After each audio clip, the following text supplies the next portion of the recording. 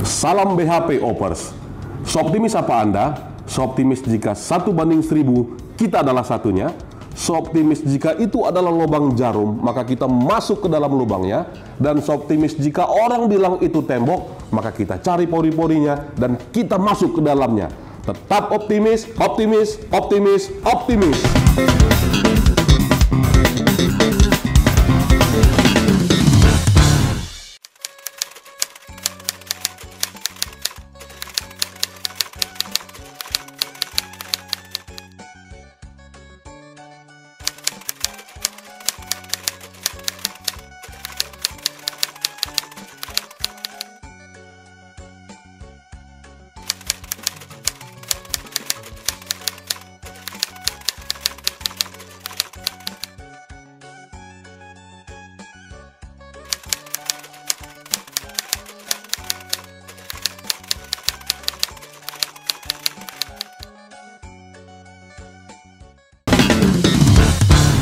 Jumpa lagi di Dr. Cho Channel. Salam BHP Optimis. Opers sekalian, hari ini kita akan bercerita tentang bagaimana optimisme yang akan dituangkan dalam bentuk tulisan. Pada bagian awal tadi, kita sudah mendengarkan beberapa quotes yang disampaikan oleh Bapak Soekarno, dan itu merupakan quotes yang sangat bermanfaat buat kita dalam rangka untuk meningkatkan optimisme kita sebagai pimpinan muda di BUMN. Hari ini saya akan coba review lagi bahwa semua usaha yang kita lakukan harus kita dapat buktikan dalam bentuk literasi. Salah satunya adalah dalam bentuk tulisan. Tulisan yang saya sampaikan ini adalah tulisan karya saya sendiri. Beberapa buku yang akan saya review hari ini, walaupun tidak dalam bentuk review yang sangat lengkap seperti bedah buku, namun kiranya juga dapat memberi gambaran bagaimana optimisme kaula muda di BUMN dalam rangka untuk giat literasi dalam bentuk tulisan. Semenjak tahun 2016 sampai 2021 Opers, saya membuat semua konkretisasi dari semua karya tulis dan ide-ide dalam bentuk buku. Di antaranya adalah pada tahun 2016 saya membuat buku Quo Vadis Perkebunan di Indonesia yang diterbitkan oleh Atap Buku. Berikutnya saya di tahun 2017 saya membuat tulisan buku yang berjudul Nasionalisme di Perusahaan Nasionalisasi menuju Profesionalisme Perusahaan BUMN Perkebunan di tahun 2017 yang diterbitkan oleh kelompok Gramedia Group. Di tahun 2018, saya membuat buku yang berjudul Membiasakan yang Benar, Bukan Membenarkan yang Biasa, edisi perspektif hukum pengelolaan BUMN Persero yang diterbitkan oleh USU Pers.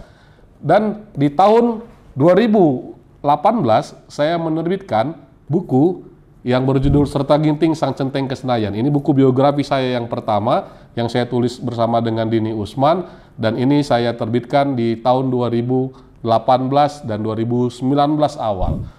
Di tahun 2020 saya menerbitkan buku Jalan Lurus Perkebunan Negara, diterbitkan di tahun 2021, dibuatnya tahun 2020, dan ini berjudul Jalan Lurus Perkebunan Negara, Opini Konstruktif Holdingisasi BUMN Perkebunan, dan semuanya masih tentang perkebunan. Dan di tahun 2021, di awal tahun 2022, saya terbitkan buku Peranan Jaksa Pengacara Negara Mengawal Aset Perkebunan Negara di Sumatera Utara bersama dengan Bapak Dr. Idwan Marija dari Kejaksaan Tinggi Sumatera Utara, dan buku ini diterbitkan oleh BIP Gramedia. Nah, dari seluruh buku yang ada, ini semuanya buku-buku yang diterbitkan oleh penerbit dan semuanya membayar pajak pastinya, dan itu setelah terdaftar di ISBN. Dan Opers sekalian, literasi dalam buku ini sangat penting. Oleh karena itu, saya akan mereview secara singkat buku-buku yang saya terbitkan dari yang pertama sampai dengan yang terakhir. Buku pertama, Opers, Quo Vadis Perkebunan di Indonesia, kumpulan esai manajemen risiko dan hukum BUMN Perkebunan di Indonesia. Opers sekalian, buku ini adalah buku pertama yang saya buat dan diterbitkan oleh Atap Buku Yogyakarta. Buku ini berisi tentang beberapa kumpulan tulisan yang saya buat, dan ini berisikan tentang bagaimana tentang operasional dari perusahaan perkebunan. Quo Vadis mau dibawa kemana perkebunan? Dahulunya perkebunan ini sama seperti perusahaan-perusahaan yang tertutup. Perusahaan yang harusnya memberikan informasi kepada masyarakat tentang segala sesuatu. Quo Vadis Hukum Perkebunan di Indonesia ini saya buat di tahun 2016 dan juga terdaftar dalam ISBN.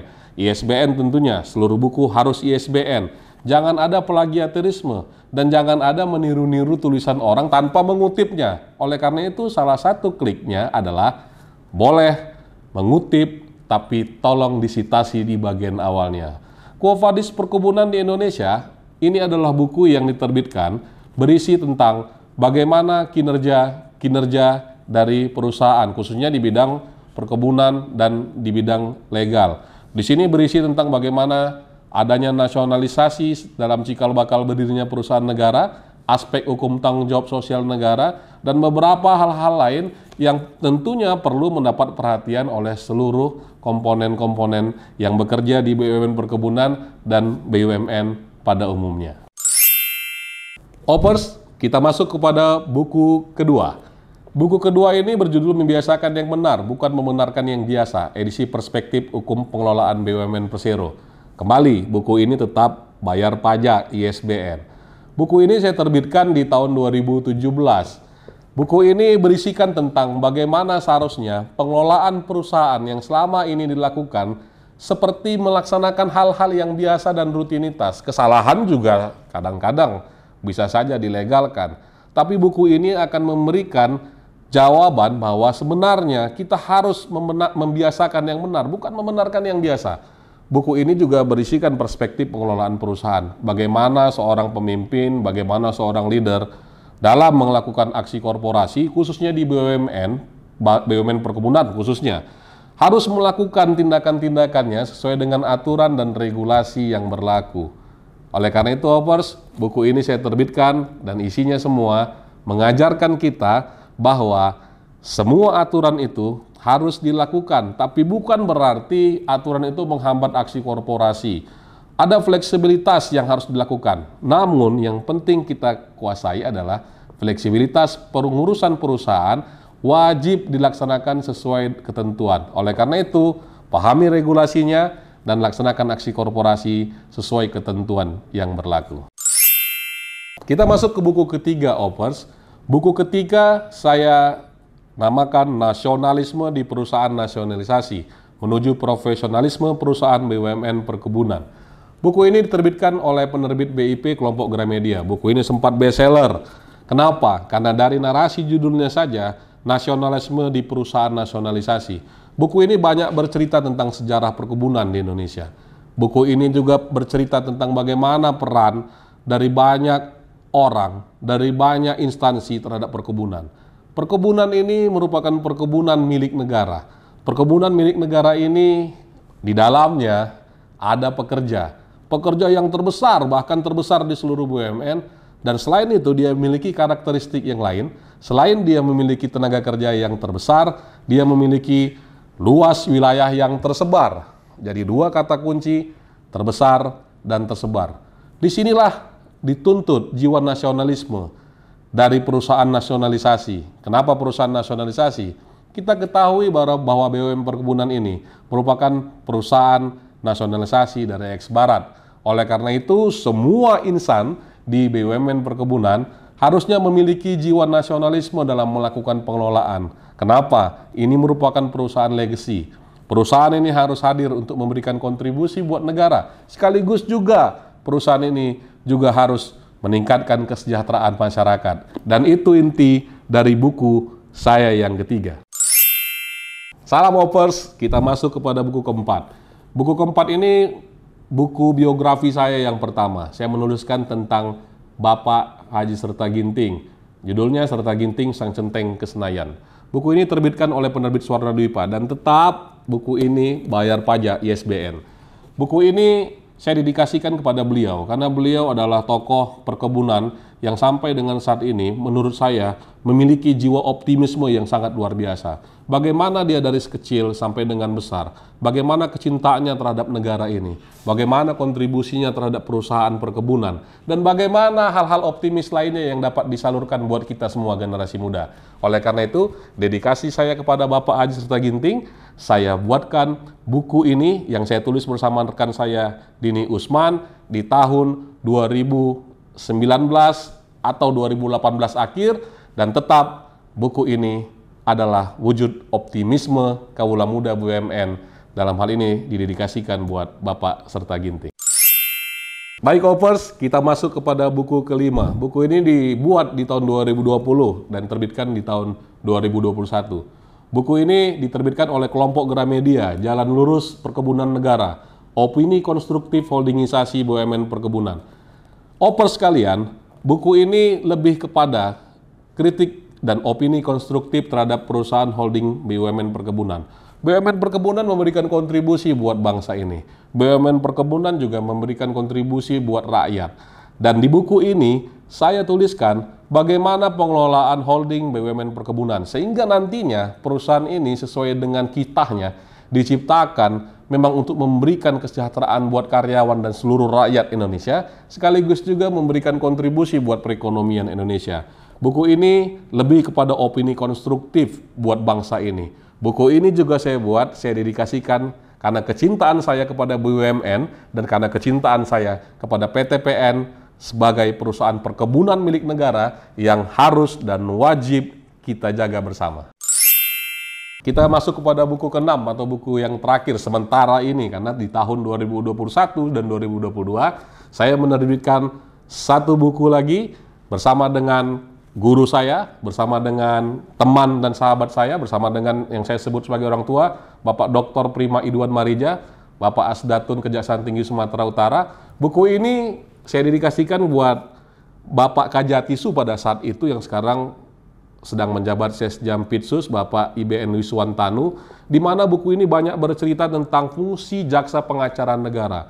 Perubahan paradigma yang dilakukan bahwa jaksa memiliki fungsi di bidang perdata dan tata usaha negara. Bagaimana pola penyelamatan yang dilakukan, bagaimana inovasi yang dilakukan, bagaimana kontribusi yang dilakukan buat perusahaan, khususnya buat perusahaan perkebunan milik negara. Buku ini bercerita tentang segala hal yang saya katakan tadi.